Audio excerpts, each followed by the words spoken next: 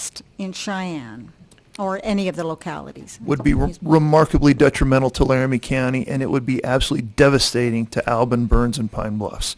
So you've got your entire population, or 60% of the population of Laramie County within the city of Cheyenne. And so they pass a tax, and then it comes back for the county to pass a tax. Those city residents are going to be much less likely to pass that countywide tax.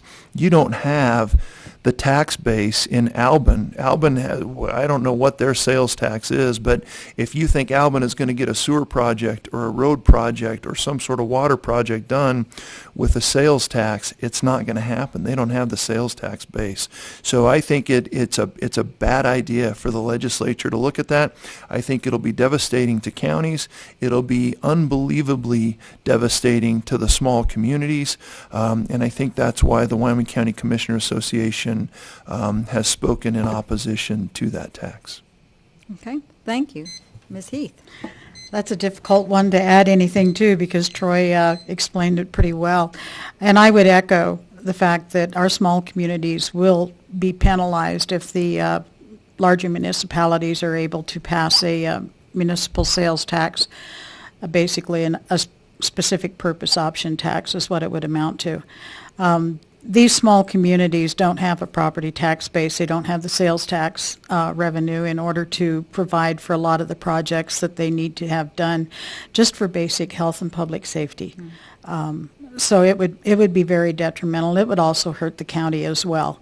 Gunnar made the comment, the county and the city needs to get along and work together, and I think this is one area where we've worked well together in the past, and I don't see any reason to try and change the way that we've been doing things. Okay, thank you. Mr. Malm. Again, both of them make fine comments on this topic. I would just add, I'm more in favor of the ability, and it was also in the legislature last session, for subdivisions to be able to impose upon themselves their own tax. That might be an increased mill on property taxes. It's a much fairer way to do it. So say a new subdivision, Sweetgrass, and they want to pay for increased enhancements in their community or in their subdivision, increased amenities, they would be able to self-tax property owners within that area. The way the bill last time was set up is that the city clerk's office would be the one who would hold those funds. So much like an HOA, but managed by the city. An HOA is what? Homeowners Association, sorry. So a lot like a homeowners association, but yeah, the collection would be through taxes, so through the county, and then administered through the city or the county per the subdivision. So. Okay. All right. Does anyone want to add on to that, or have we exhausted that topic? And so, briefly, now that since we're on sales tax, 6 penny, that sort of thing, or added tax, we do have a question from the audience. Would you support enhancements and infrastructure improvements to the Laramie County Senior Center on the next 6 penny? And we will start with Ms. Heath. Is there a time on this one? 1.5 minutes. Okay. Thank you. I think it's one of those things that would have to be considered. When we went ahead with the selecting of the projects from the county, we had a lot of projects that never made it to the ballot, and the senior center was one.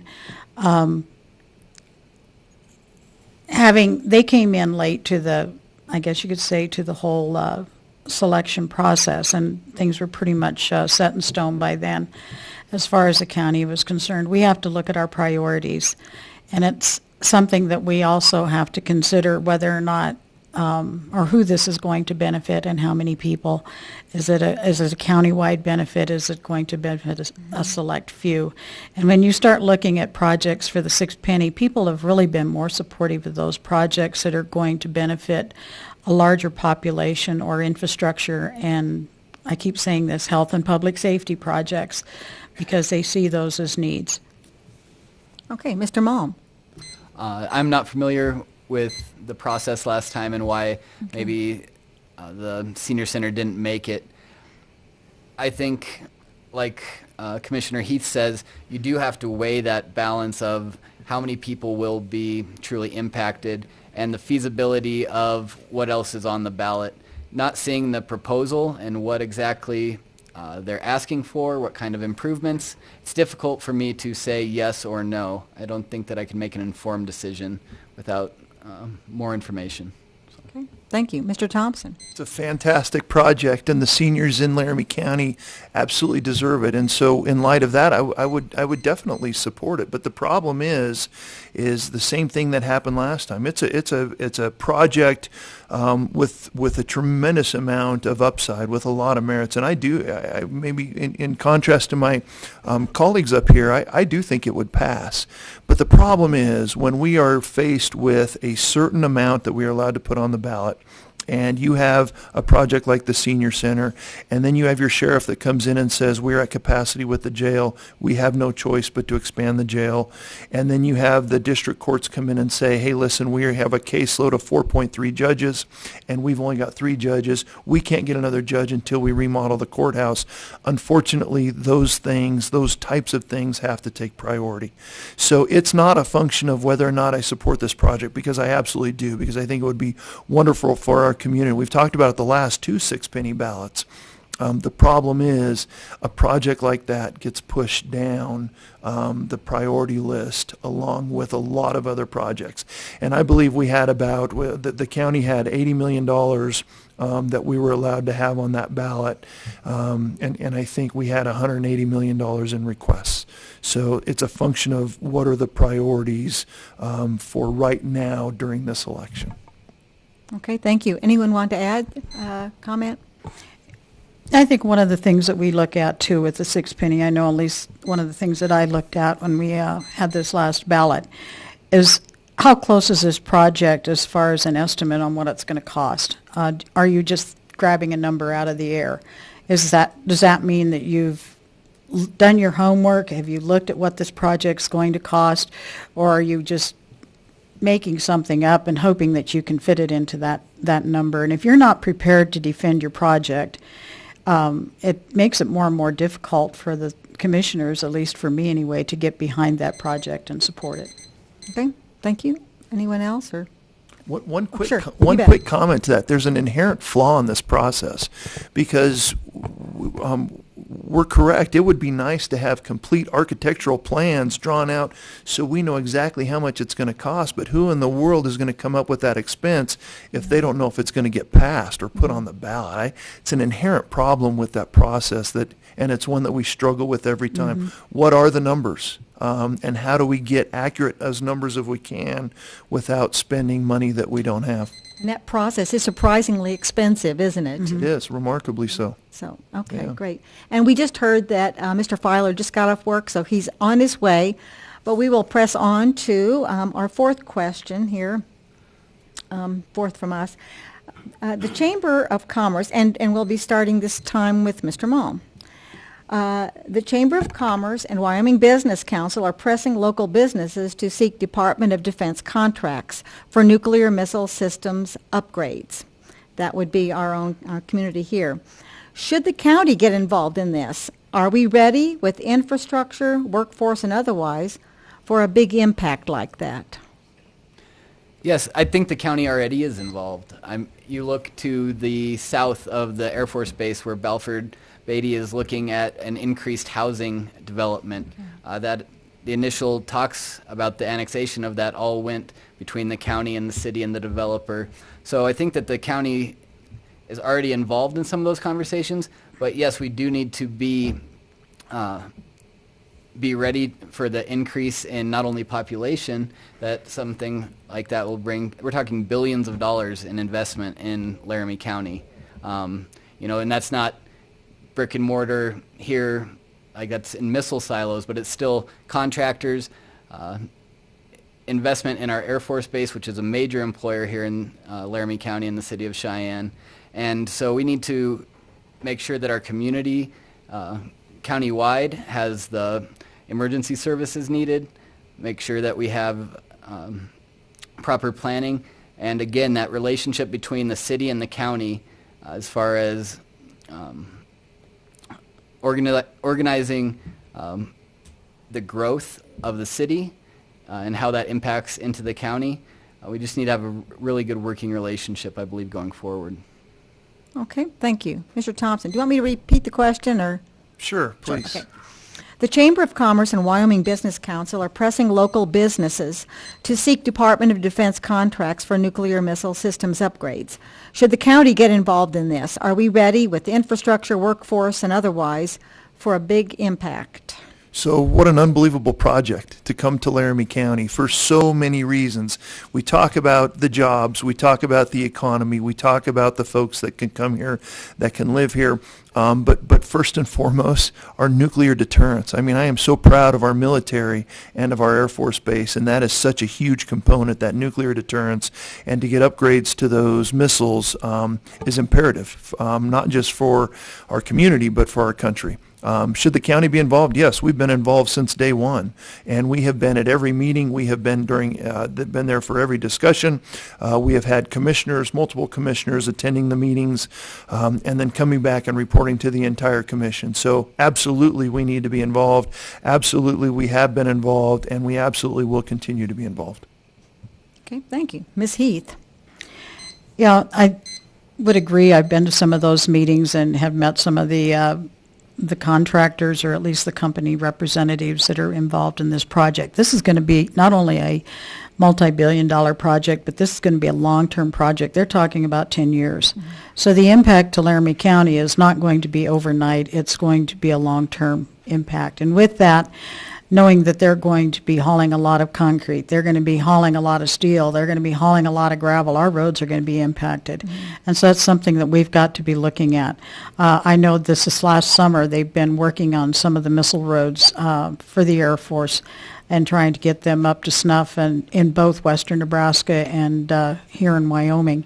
And it's been a big project getting those updated, and we're going to have even more traffic, so we're going to keep our public works director and our departments busy with those roads.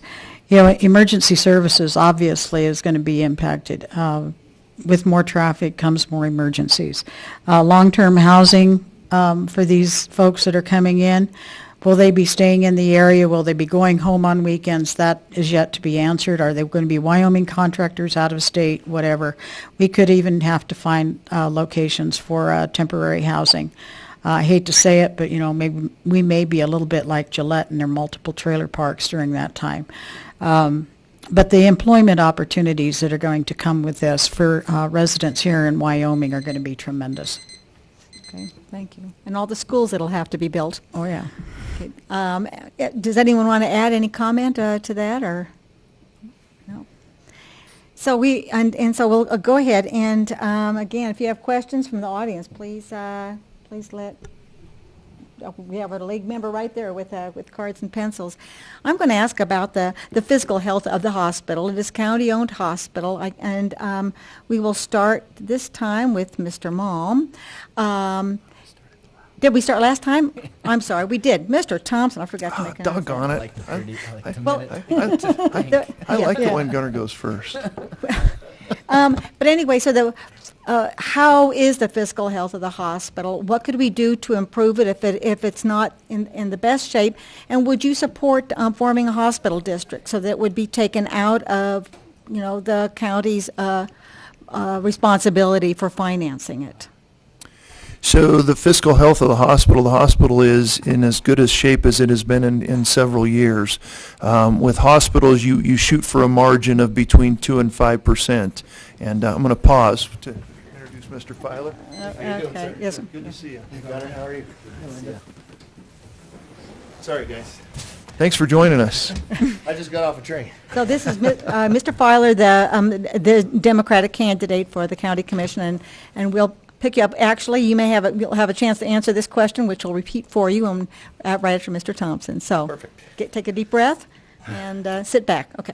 So margins of hospitals have been decreasing for many, many years. And when I first took office, we had a presentation out at Little America, and they talked about how county hospitals are really struggling to survive. And at that time, we started looking at, how do we continue to maintain this wonderful county hospital that is the pride and joy of our community. And so we've looked at a lot of different things over the years. And but back to the question about the margin. So our margin at our hospital is going at about 1 to 2%, which is remarkably good for county hospitals. And so we are doing well.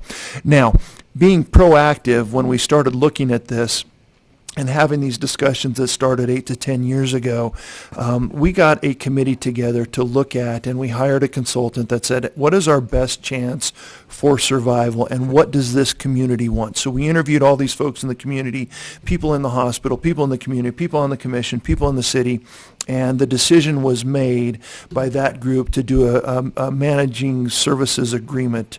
And so we sent out an RFP, and we had 3 different companies that came in, or 3 different systems, and said, we will do this with this management services agreement. And we decided through that process to go with UC Health. And I think that's going to do nothing but improve the quality of medicine that we get in Laramie County and those very tight margins at our county hospital. Okay. Sorry. Thank you. So the question, Mr. Filer, was about the physical health of our county-owned hospital, our Memorial Hospital, which is called CRMC, but it's basically Laramie County Memorial Hospital. And would you support creation of a hospital district to support it, so it's not the county's responsibility, county-owned anymore? Yeah, that's kind of a tough one, Marguerite. I'm sorry to spring right on you. These, everyone else is kind of warmed up, but I mean, if you have any thoughts. It's a good one to start off with. As far as a hospital district and taking it out of the county hands, I don't know if we're ready for that yet here with CRMC and everything like that. But there's, other things that we need to look at as far as county commissioners and the County Commissioners Association as far as keeping our hospital whole and helping it maintain and thrive in our community. And one of those is Medicaid expansion. We need to keep pushing for that as county commissioners, I believe. But as far as a hospital district, no, I'm not in support of that just yet. Okay. All right. Very good. Ms. Heath. We are watching the MSA take place right now with CRMC and watching some of the changes. And I'm sorry, MSA is? The Management Services Agreement. One of the major concerns is maintaining the care, the quality of care, the specialties that, we are becoming more and more in need of as our population ages. Do we have enough need for those specialties here, or do we need to look elsewhere and be able to maybe take those patients down into Colorado where those specialties are? Do you bring the doctors up here and offer them? These are questions that are going to have to be answered, and throughout the evaluation period, which they're going through right now, they'll be working on those answers. And so we'll be waiting for that. But I think one of the things that we need to start looking at as a rural state is we need to start looking at our options. How can we provide medical care to our rural areas without having to have all the hospitals? And maybe we need to be looking at telemedicine, smaller clinics that are operated by PAs and nurse practitioners.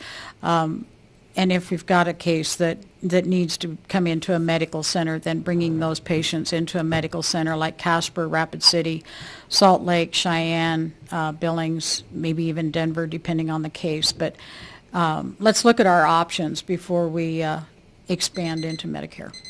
Okay. Mr. Malm. Nobody to repeat the question, or you? I think Okay. All right. got the gist of it. No, I do think that all appearances are that the health of our hospital, that it's in good shape. I, too, was excited to see a management agreement with UC Health, a larger, organization out of northern Colorado. And to hear Commissioner Thompson talk that the margins are healthy, 1 to 2%. Sounds like that's working well. But what I'm more concerned about, and I think in terms of the hospital, what we need to be more concerned about is making sure that we can retain and attract young doctors and get into our community, specialists in those different things, so we're not shipping